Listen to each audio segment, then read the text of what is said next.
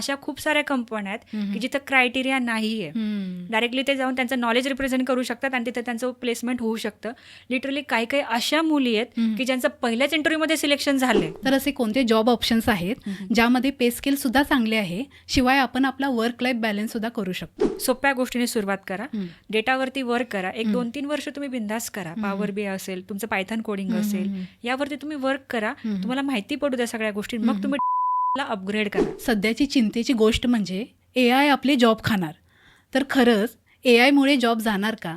आणि असे कोणते जॉब्स आहेत जे नो मॅटर वॉट कितीही ॲडव्हान्स AI आले तरी त्या जॉब्सना धक्का बसणार नाही? जर एखादा मार्केट रिसर्च जॉब तुम्हाला मिळाला तर ऑब्व्हियसली देर आर चान्सेस की तुम्ही नंतर सिनियर लेवलला जाऊच शकता.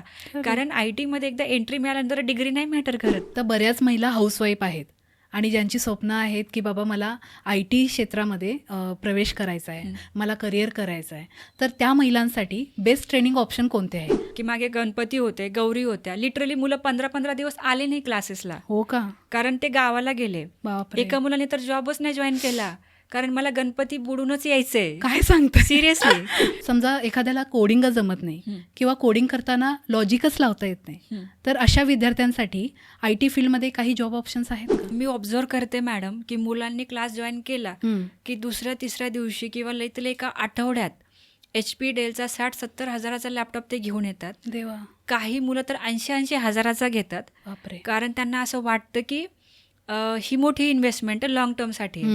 पहिला फॅक्टर तर तुम्ही हा समजून घ्या की जर तुम्हाला IT जॉब मिळणार आहे तर IT कंपनी लॅपटॉप देणार आहे.